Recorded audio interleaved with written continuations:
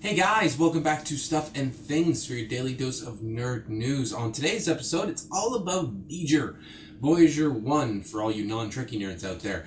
And its triumphant crossing the border of, well, it sort of crossed the border, maybe it crossed the border, maybe it didn't. We're going to talk about that debate. That's right, ladies and gents, the moment has arrived. The Voyager 1 probe has passed through the heliosphere out into interstellar space. Back in August. Last year. Wait.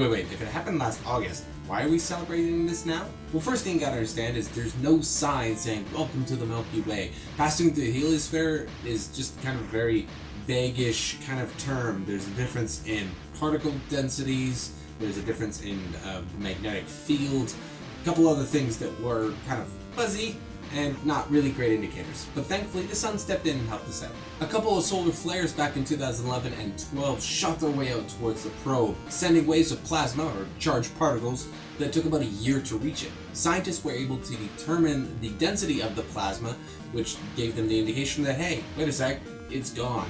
Of course, like anything in science, it's always debatable. That's the great thing about science. There are still some non-believers out there who think that it might still not have actually passed through, mainly due to that magnetic field not actually changing in the direction. This is a key sign that the people in NASA were looking for. But the other evidence collected does point to it actually being now outside of the heliosphere. Now, as cool as it is to have a man-made object flinging itself out there among the stars, what's the real practical applications of this? What are we going to get from it now that it is out there?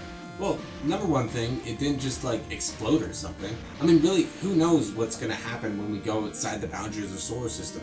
Who knows what kind of crazy gravimetric stuff we're going to encounter that could just rip stuff apart?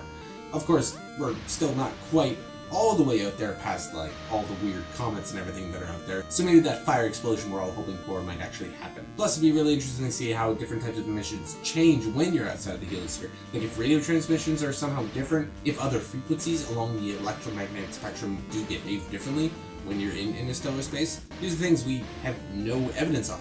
Maybe they're the same, maybe they're different. It'd be cool to find out. Voyager has another decade or so or more, estimates are a little sketchy, of juice left in its nuclear battery. So we're still going to get plenty of data back from it. And hopefully, it doesn't return centuries later all modded up by the Borg to try and assimilate us. But that's all from me, guys. I'd really love to know what you think on what kind of other applications we're going to see from Voyager. What kind of cool things we're going to discover now that we're in interstellar space. Or is it just going to be boring, just like normal space?